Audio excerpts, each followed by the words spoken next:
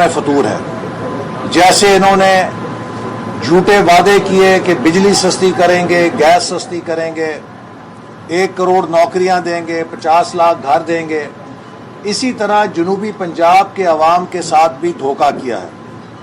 और आज जनूबी पंजाब के अवाम शहबाज शरीफ की उस हुकूमत को याद कर रहे हैं जिसने जनूबी पंजाब की महरूमी को दूर किया, यहाँ पे सड़कों का जाल फैलाया, तालीमी इदारे बनाए, बेहतरीन हस्पताल बनाए और तरक्की के नए दौर की बुनियाद रखी। तो इसलिए मैं मुल्तान से ये पैगाम पहले तो यूनिवर्सिटियाँ थी, 6 यूनिवर्सिटियाँ, जी हाँ 6 यूनिवर्सिटियाँ हाशमी साहब बता रहे हैं कि जनूबी पंजाब में शहबाज शरीफ साहब ने दी, मुल्तान के अंदर। तो ये एक बहुत बड़ा तोहफा था जिसके ऊपर इस हुकूमत ने आकर पूरे मुल्क की तरक्की पे पानी फेर दिया। अब मैं मुल्क की हालात की तरफ आता हूँ। सबसे पहले जो मैं बात करना चाहता हूँ वो ये कि आज हर मुहिब्बे वतन पाकिस्तानी से मेरी अपील है। ये अपील मुस्लिम लीग नून की नहीं है, ये अपील एक सियासी कारकुन की नहीं है, ये अपील एक पाकिस्तानी की है कि अपने मुल्क को बचाने के लिए हर पाकिस्तानी को खड़ा होना पड़ेगा, उठना पड़ेगा, अपनी आवाज बुलंद करनी पड़ेगी। ये हुकूमत अपनी नालायकी के बोझ की वजह से अब पाकिस्तान के मफादात का सौदा करने पर उतर आई है। चूंकि ये मुल्क इनसे चल नहीं रहा, मईशत क्रैश कर दी है, मईशत दिवालिया कर दी है। जैसे गाड़ी नाकारा हो जाए, उसके तेल के पैसे खत्म हो जाएं, तो आप उसको 10 फुट चलाने के लिए लोगों से भीख मांगते हैं कि कोई पेट्रोल दे दे, और उस गाड़ी को ये साबित करने के लिए कि अभी ये चल रही है, आप हर चीज का सौदा करके उससे जो भी तेल डाले आपकी इज्जत ले जाए, आपकी खुद मुख्तारी ले जाए, लेकिन आपने ये साबित करना है कि अभी गाड़ी चल रही है। आज पाकिस्तान की मईशत को बरकरार रखने के लिए $500 मिलियन IMF से किस्त हासिल करने के लिए इस हुकूमत ने पाकिस्तान की मालियाती खुद मुख्तारी का सौदा कर दिया है। ये इतना बड़ा वार है, अगर हमने इसका रास्ता ना रोका तो हमारी आने वाली नस्लें भी बैनुल अक़वामी साम्राज्य और IMF की गुलाम हो जाएंगी।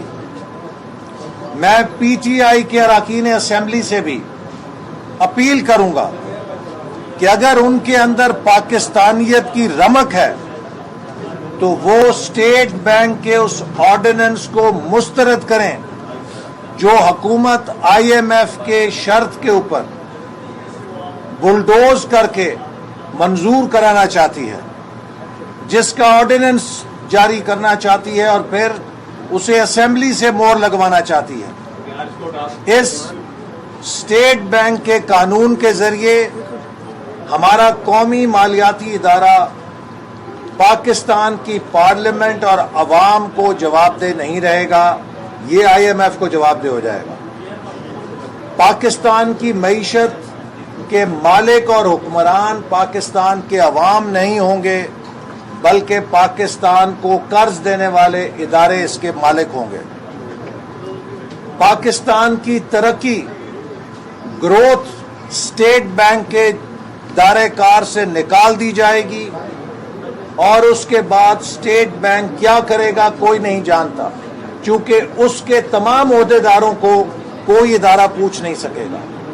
तो पाकिस्तान की खुद मुख्तारी पर ये बहुत कारी वार है जो हुकूमत अपनी नालायकी और नाकामी पे पर्दा डालने के लिए, चूंकि उसे $500 मिलियन चाहिए, अगर नहीं मिलेंगे तो मईशत बैठ जाएगी, अब वो मुल्क का सौदा कर रही है।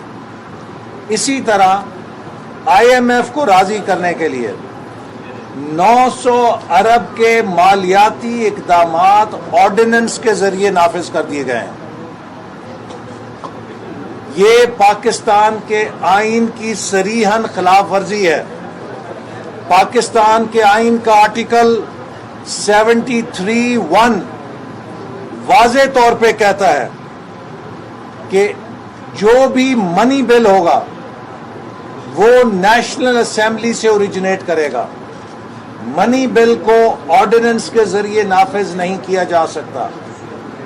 اینی منی بل شیل اوریجنیٹ ان نیشنل اسمبلی، اور وہی آرٹیکل 73(2) تشریح کرتا ہے کہ منی بل کسے کہتے ہیں۔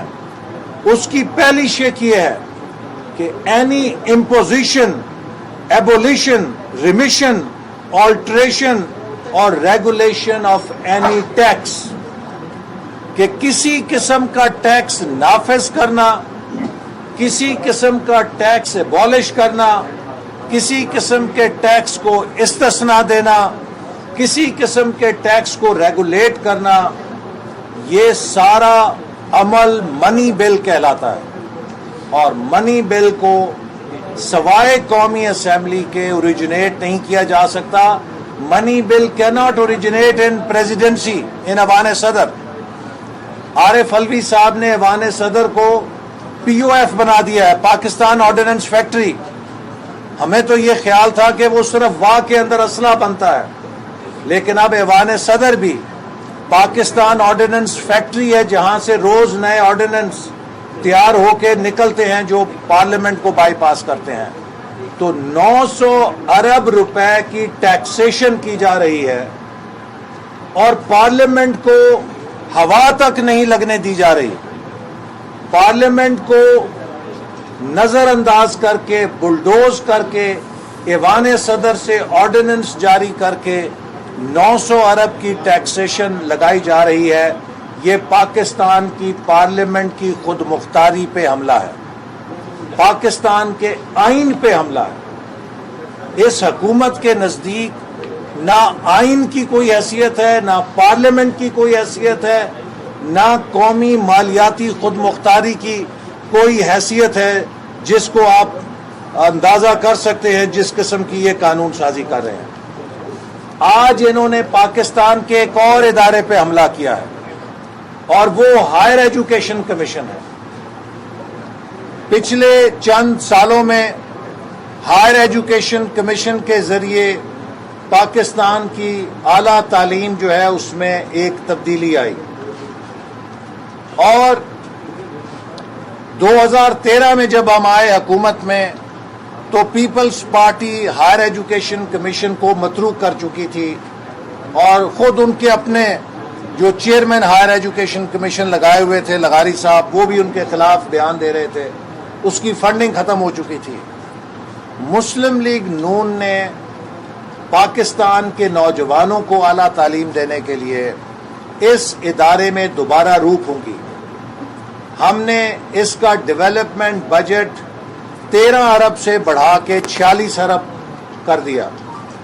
اس کا جو ٹوٹل بجٹ ہے وہ 35 ارب سے اٹھا کے 110 ارب کے قریب پہنچا دیا۔ 3 گنا اضافہ کیا اس کے بجٹ میں۔ پورے پاکستان میں جامعات کے کیمپسز ہر ضلع میں کھولنے جیسے منصوبے شروع کیے۔ پی ایچ ڈی اسکالرشپس کو دوبارہ شروع کیا۔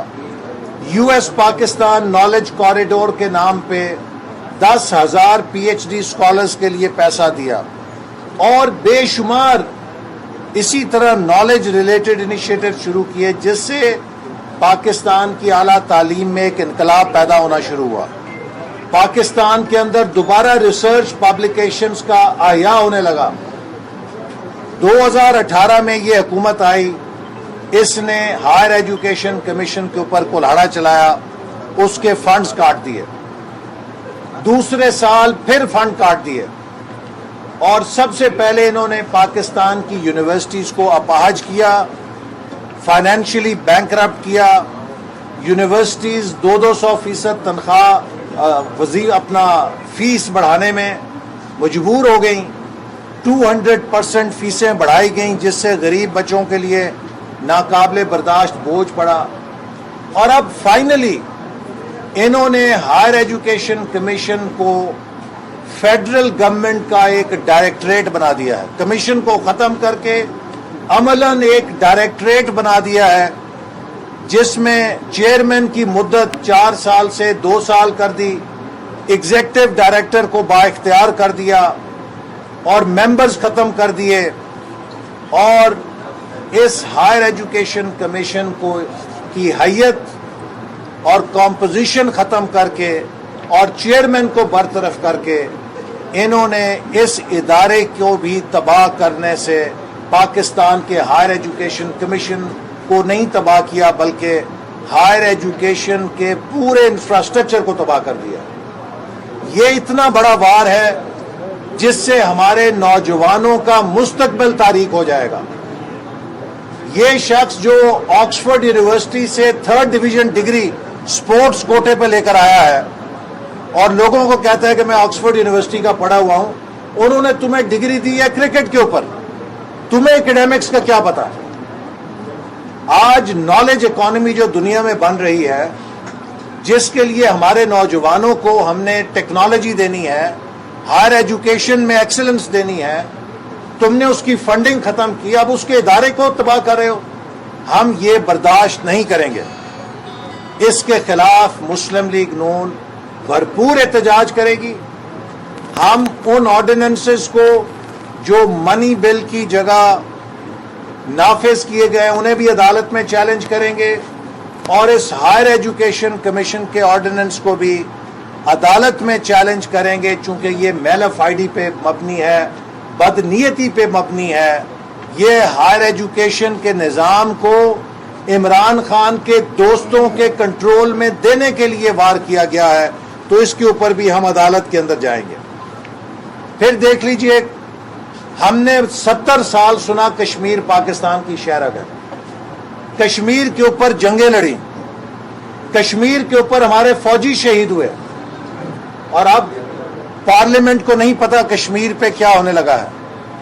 ब्लूमबर्ग हमें बताता है कि किसी तीसरे मुल्क के जरिए हम खुफिया सफारत कारी करके कश्मीर के ऊपर फातिहा पढ़ चुके हैं, भारत कश्मीर को दे दिया है, और अब हमारे मुल्क के वजीर खारजा तकरीर फरमाते हैं कि हम माजी को दफन करके फ्रेश स्टार्ट करेंगे। तो क्या उस माजी में भारत का 370 आर्टिकल को तब्दील करना भी शामिल है?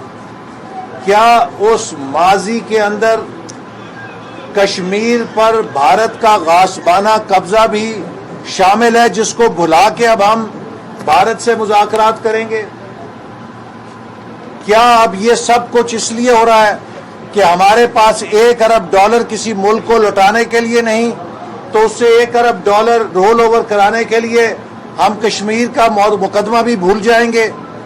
मैं समझता हूं कि आज पाकिस्तान के चेहरे पर वो मुल्क जो एटमी ताकत है, वो मुल्क जो 3 साल पहले 5.8% से तरक्की कर रहा था और दुनिया उसे 5 बेहतरीन उभरती हुई मईशतों में करार दे रही थी, वो मुल्क जो सीपैक की वजह से पूरी दुनिया के लिए एक मकनातीस बन गया था, आज उस 7वीं एटमी ताकत के ऊपर जो जिल्लत, जो हजीमत थोपी जा रही है, पाकिस्तान ये डिजर्व नहीं करता, पाकिस्तानी कौम ये डिजर्व नहीं करती।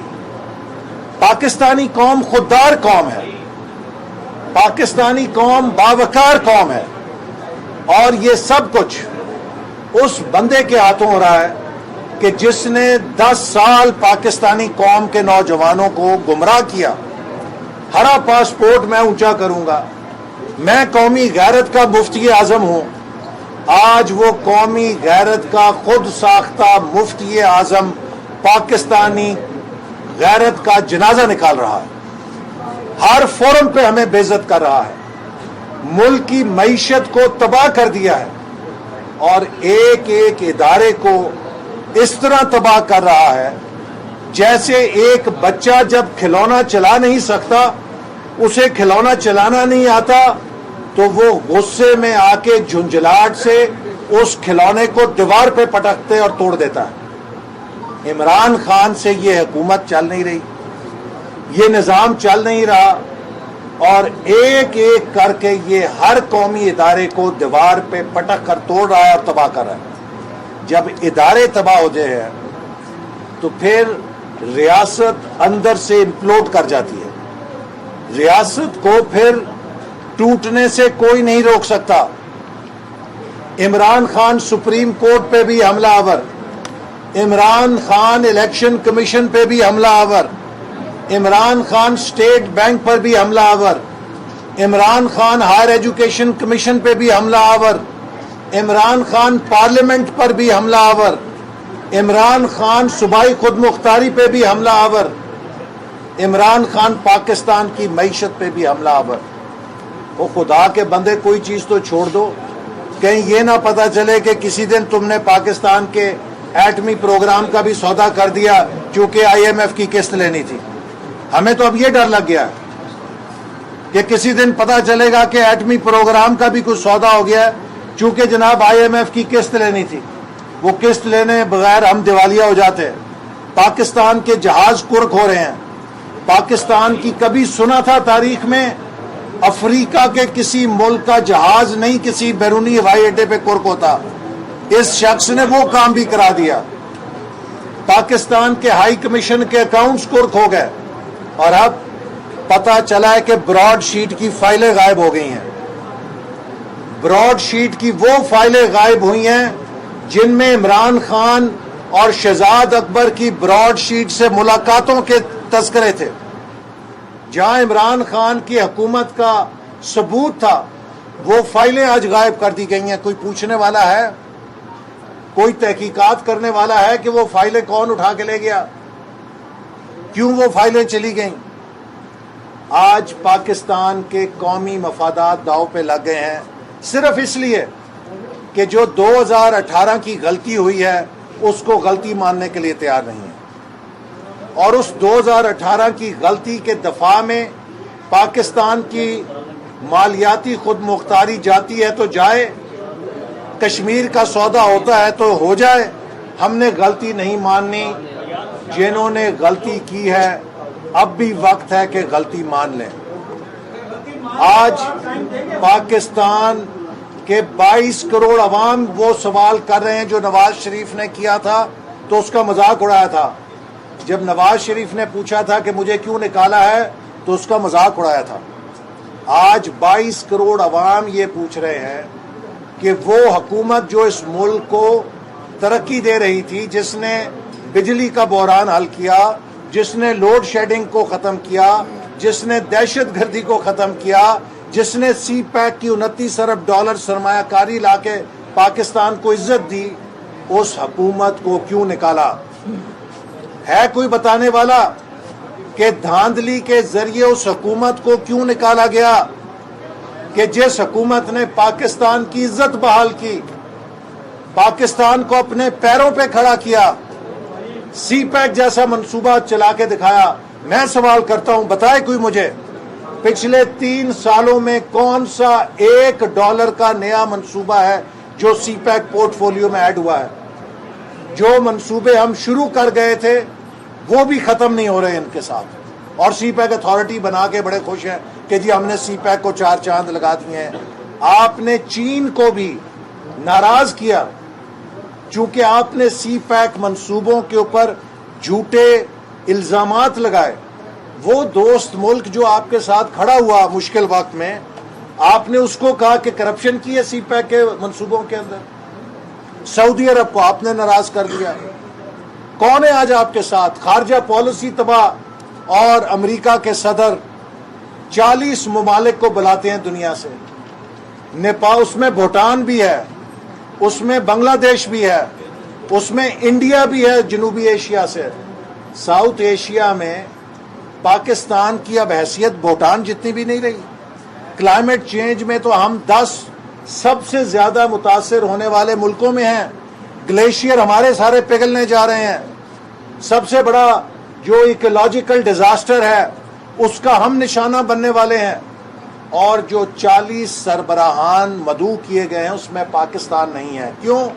انہیں شاید پتہ لگ گیا ہے کہ جو کلائمیٹ چینج کے نام پہ بلین سونامی ٹری کا سکینڈل ہے اس کے سربراہ کو ہم نے بلایا تو کہیں ہم بدنام نہ ہو جائیں کہ کرپٹ حکمران کو جس نے کلائمیٹ چینج بھی بیچ ڈالی, سونامی ٹری کا بھی سودا کر دیا, اس کو ہم نے بلا لیا. آج یہ پاکستان کی حیثیت ہو گئی ہے کہ ان 40 ملکوں میں بھی پاکستان نہیں. تو میں سمجھتا ہوں کہ اب وقت آ گیا ہے کہ ہم سب مل کر اس حکومت کو گھر بھیجنے کے لیے جدوجہد کریں. اور اب اگر کوئی ہماری جدوجہد میں شامل ہے یا نہیں ہے, اس سے قطع نظر مسلم لیگ نون پی ڈی ایم کی ہم خیال جماعتوں کے ساتھ مل کر اپنی جدوجہد کو انشاءاللہ تعالی آگے بڑھائے گی. یہ بتائیے سر کہ پیپلز پارٹی جو ہے اس نے آپ کو بائی پاس کرتے ہوئے اپنا اپوزیشن لیڈر بنا دیا ہے اور اس سے صاف لگ رہا ہے کہ وہ آپ سے علیحدہ ہو گئے ہیں. دیکھیے پی ڈی ایم کا مستقبل کیا دیکھتے ہیں؟ اور پیپلز پارٹی نے جو کیا ہے ہمیں اس پہ دکھ ہے, لیکن انہوں نے اپنا نقصان کیا. باپ پارٹی کے ووٹ لے کر اگر لیڈر آف اپوزیشن بننا تھا, اس سے تو بہت اچھا تھا کہ نواز شریف صاحب کو اپنی مجبوری بتا دیتے, وہ بڑی خوشی کے ساتھ ان کو فراخ دلی کر کے ہوئے بنا دیتے. لیکن باپ پارٹی کس نے بنائی, وہ کس کے کہنے پہ ووٹ دیتے ہیں, سارا پاکستان جانتا ہے.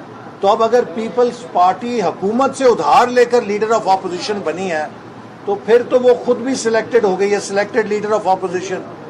یہ فیصلہ گھاٹے کا ہے یا فائدے کا ہے یہ خود وقت بتائے گا. لیکن ہم سمجھتے ہیں کہ پیپلز پارٹی نے پی ڈی ایم کی جدوجہد کو شدید دھچکا لگایا ہے, لیکن یہ دھچکا پی ڈی ایم کو نہیں لگا, خود ان کو لگے گا. اور جو پی ڈی ایم کی ہم خیال جماعتیں ہیں وہ انشاءاللہ تعالی اس اصولی موقف پہ کاربند ہیں اور اپنی جدوجہد جاری رکھیں گے.